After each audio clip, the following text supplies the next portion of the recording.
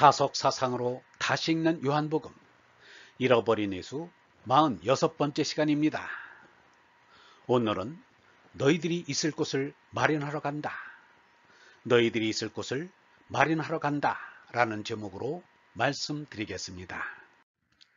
공자는 서양에서 우뚝 솟은 훌륭한 사상가라 할 수 있는 소로나 슈발초가 존경하는 역사적인 큰 사상가입니다.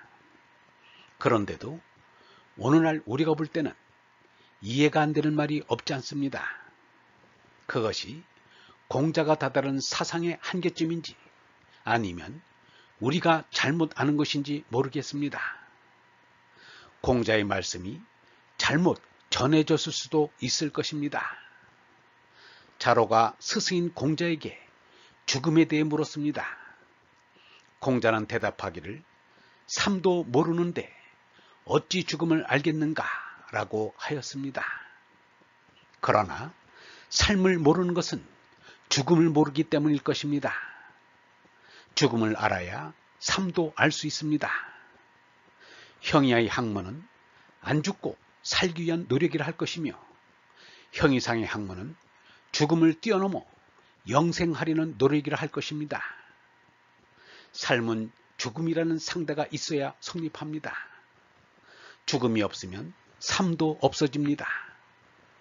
낮동의 생명은 생과 사가 어우러져 이루어진 것입니다. 생사를 초월하려면 낮동을 초월해서 온통으로 들어가야 하는 것입니다. 성경의 역사를 보면 예수의 생애와 말씀도 잊히고 숨겨지고 날조되고 왜곡되었다는 것을 인정하지 않을 수 없습니다. 그래서 복음서에 쓰여 있는 말씀 가운데 어디서부터 어디까지를 예수에게 책임 있다고 보아야 할지는 아무도 모릅니다. 그러나 일단 예수의 말씀이라고 가정하고 말을 할 수밖에 없습니다. 예수가 자신이 하는 말은 자신이 하는 말이 아니요 자신 속에 계시는 하느님께서 하시는 말씀이라고 하였습니다. 하느님의 성령이 임하지 않고는 할 수 없는 말이 분명히 있습니다. 그러나 그렇지 않은 말이 있는 것도 사실입니다. 이런 생각을 하면서 이 말씀을 생각해 보기로 합니다. 내 아버지 집에는 있을 곳이 많다. 그리고 나는 너희가 있을 곳을 마련하러 간다. 만일 거기에 있을 곳이 없다면 내가 이렇게 말하겠는가? 이 구절은 무슨 뜻인지 도무지 갈피를 잡을 수가 없습니다. 하느님께서 세상의 부자처럼 99칸 집이라도 가지고 계시는 듯한 말로 들립니다. 있을 곳이 많은데 무엇 때문에 있을 곳을 마련하러 간다는 것인지 알 수 없는 말입니다. 내 아버지 집이라는 것이 도대체 무엇을 말하는 것인지도 알 수 없습니다. 유영문은 말하였습니다.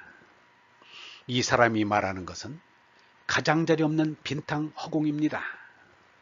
상원 무변의 하느님은 우리에게 이 문제를 주었습니다. 다른 것은 가르칠 게 없습니다. 어떻게 하면 하느님 나라에 들어가나 이것밖에는 없습니다. 하느님은 그 아래가 없고 그 이상이 없습니다. 하나 아닌 것이 없다는 것을 보아야 합니다. 그대로 하나입니다. 하느님과 나는 그냥 하나입니다. 지난 시대에도 하나였고 오는 시대도 하나입니다. 아무리 작아도 하나요, 커도 하나입니다. 있어도 하나요, 없어도 하나입니다. 대적할 것 없는 나입니다. 배타적이 아닌 나입니다. 나를 본다는 것은 이렇게 본다는 것을 말하고 싶습니다. 하나 아닌 것이 없습니다. 세상 사람들이 하나를 모르니까, 빈탕 한 대의 하나를 모르니까 이 짐승인 죄나를 내세웁니다. 공간적으로 가장자리 없이 무한하고 시간적으로 단절 없이 영원한 전체의 하나인 전일의 하느님이신데 아버지 집이란 무슨 집을 말하는가?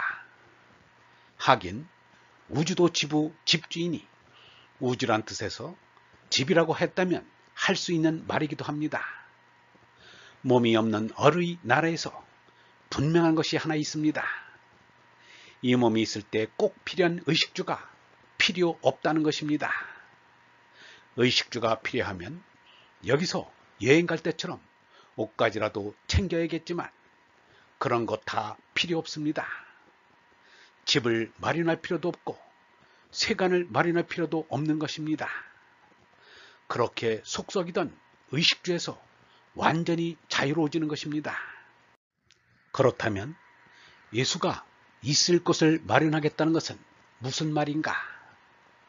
예수는 이 세상에 그렇게 필요하다는 방 한 칸도 없이 살았는데 하늘나라에 가서 새삼스럽게 무슨 집이 필요하단 말인가? 1992년 소비에트 연방이 누가 건드리지도 않았는데 저절로 와르르 무너졌습니다. 잇따라 동구권 공산국가들이 연쇄적으로 무너져 내렸습니다. 모두가 놀라지 않을 수 없는 역사적인 장관이었습니다. 이것은 정신적인 지진이 일어난 것이라 할 수 있었습니다. 그때 민주화 운동에 앞장서 옥고까지 치른 이가 박용우를 찾아왔습니다. 그때 민주화 운동의 사상적인 배경이나 기반이 민족 정신과 좌경 사상인 것을 솔직히 인정하였습니다. 하루아침에 동구권 공산국가들이 허물어지는 것을 보고 깜짝 놀라지 않을 수 없었다고 하였습니다. 자신이 믿었던 사상이 반석 위에 지은 집이 아니요 모래 위에 지은 집으로 드러나자 정신적인 공황 상태에 빠졌다는 것입니다. 그는 그때 박용우가 문화일보에 연재하고 있던 다석 사상에 관한 글에서 많은 깨우침을 얻어 힘을 얻었다면서 고마워하였습니다. 그의 마지막 말이 지금까지도 잊히지 않는다고 박용우는 말하였습니다. 그는 내가 어떤 사상을 품은 채 관 속에 누워야 할지 고뇌하게 되었다고 엄숙한 얼굴로 말하였습니다. 예수가 한 말인 너희는 걱정하지 마라. 하느님을 믿고 또 나를 믿어라. 내 아버지 집에는 있을 곳이 많다. 그리고 나는 너희가 있을 곳을 마련하러 간다. 만일 거기에 있을 곳이 없다면 내가 이렇게 말하겠느냐 라고 말한 것은 몸나가 죽은 뒤의 일이 아니라 살아있을 때의 일이라는 것을 깨닫게 되었습니다. 형이하의 집이 아니라 형이상의 집을 말하는 것입니다. 우리가 집을 짓듯 쌓아올린 올바른 인생관 우주관이 우리가 쉴 수 있는 집과 같은 것입니다. 올바른 인생관 우주관을 갖지 못한 사람들은 정신적인 노숙자들입니다. 예수는 몸으로는 머리 둘 곳 없는 떠돌이였으나 정신적으로는 눈에 안 보이는 훌륭한 집인 인생관 우주관을 지니고 있었습니다. 톨스토이는 세계적인 대문호가 되어 재물과 명성을 얻었으나 마음의 평안을 얻지는 못하여 우울증에 걸려 자살 직전에까지 이르렀습니다. 그때 무엇으로 보아도 자기보다 못한 농부들이 즐겁게 사는 것을 보았습니다. 그 기쁨이 어디서 오는가를 살펴보니 그들의 신앙에서 비롯한다는 것을 알게 되었습니다. 그리하여 어릴 때 버린 신앙생활을 다시 시작하게 되었습니다. 어릴 때처럼 맹목적으로 이끌려가는 신앙이 아닌 적극적으로 연구하는 신앙이었습니다. 그리하여 예수의 인생관 우주관을 재발견하여 이른바 안심인명을 얻게 되었습니다. 그것이 톨스토이가 50살 때 일로 그 심경의 변화를 고백한 것이 참회록입니다. 예수가 이미 사람들을 위하여 정신적으로 안식을 얻을 수 있는 처소를 마련해 둔 것입니다. 그래서 번뇌의 무거운 짐을 지고 허덕이는 자는 다 내게 오라. 내가 편히 쉬게 하리라는 것이었습니다. 박용우를 찾아왔던 그이도 박용우의 글을 읽고 결국은 예수의 인생관 우주관의 집에서 안식을 얻게 되었습니다. 배타적이 아닌 열린 마음의 모범적인 크리스천이 되었습니다. 예수가 말하였습니다. 그러므로 지금 내가 한 말을 듣고 그대로 실행하는 사람은 반석 위에 집을 짓는 슬기로운 사람과 같다. 비가 내려 큰 물이 밀려오고 또 바람이 불어 들이쳐도 그 집은 반석 위에 세워졌기 때문에 무너지지 않는다. 그러나 지금 내가 한 말을 듣고도 실행하지 않는 사람은 모래 위에 집을 짓는 어리석은 사람과 같다. 비가 내려 큰 물이 밀려오고 또 바람이 불어 들이치면 그 집은 여지없이 무너지고 말 것이다. 박영호를 찾아왔던 이는 마르크스 사상이라는 모래 위에 지은 집에 머물다가 동구 공산권이 허물어진 여파로 그 인생관의 집이 무너지고 말았던 것입니다. 그러나 예수의 인생관 우주관으로 지은 형이상의 집은 만세반석인 하느님의 말씀 위에 세운 집이라 끄덕없습니다. 요즘 우울증으로 고통받는 이들이 많아 정신과 병원이 문전성시를 이루고 있다고 합니다. 자살률이 10년 전에 2배가 넘었고 하루에 평균 35명이 자살을 하여 자살공화국이라는 오명을 쓰게 되었다고 합니다. 그 까닭은 부실한 기초에 지은 인생관 우주관의 집이 무너졌기 때문입니다. 유영문은 이렇게 말했습니다. 말씀이 곧 하느님이다. 우리의 생명은 목숨인데 목숨을 말씀하고 바꿔놓을 수 있다. 공자를 논어와 바꿔놓은 것처럼 말이다. 우리에게 생각이 끊이지 않고 말씀이 끊이지 않는 것은 누에가 실을 뽑는 것이다. 그리하여 목숨이 말씀 속에 들어가게 된다. 이것이 인생이다. 뇌에는 죽어야 고치가 된다. 죽지 않으려는 생각은 어리석은 일이다. 실을 뽑았으면 죽어야 한다. 죽지 않으려는 억지 마음은 버려야 한다. 죽지 않으려고 하지 말고 실을 뽑아 집을 지어라. 생각의 집, 말씀의 집, 사상의 집을 지어라. 내가 가서 있을 집을 지어놓는 것이 이 세상에서의 삶이라 할 수 있다.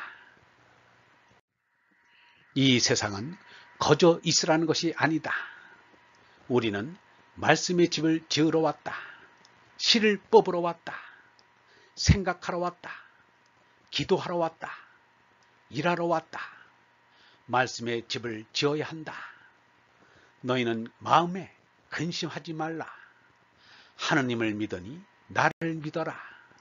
내가 가서 있을 집을 지어놓겠다. 가서 지어놓는 것이 아니라 벌써 여기서 지어놓았다. 얼번 여러분, 죽음을 알아야 삶도 알 수 있습니다. 삶은 죽음이라는 상대가 있어야 성립합니다. 죽음이 없으면 삶도 없어집니다. 낫동인 몸 생명은 생과 사가 어우러져 이루어진 것입니다. 생사를 초월하려면 낫동을 초월해서 온통으로 들어가야 하는 것입니다.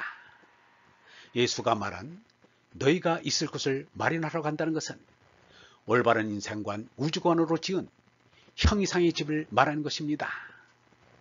예수가 지은 형이상의 집은 온통이신 하나님이 만세 반석 위에 세운 집이라 끄덕없습니다. 그 집에서는 하느님과 나는 그냥 하나입니다. 영성신학원 다석아카데미의 하늘소리였습니다.